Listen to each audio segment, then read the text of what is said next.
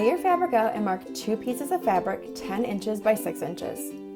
Cut out both rectangles. Grab your heat and bond and trim it down so it's a 1/4 inch if it's not already.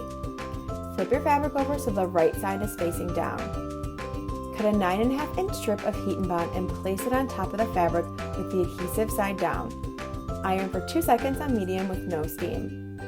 Cut a 5.5 inch strip of heat and bond and place it on the right side with the adhesive facing down and iron for 2 seconds. Add heat and bond strips to the other sides and iron. Peel the liners off of all 4 sides. Place the other piece of fabric on top and iron over all of the edges for 6 seconds. Fold over the top and bottom a 1/4 inch and iron. Add another 9.5 strip of adhesive to the top and bottom. Peel off all of the liners.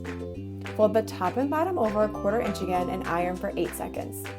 If you need to, flip your fabric over and iron for another 2 seconds. Cut another 5.5 inch strip of adhesive, add it to the side of the fabric, and iron it for 2 seconds. Repeat this on the other side. Then, remove both liners. Fold the fabric over enough to fit your piece of elastic and iron for 8 seconds.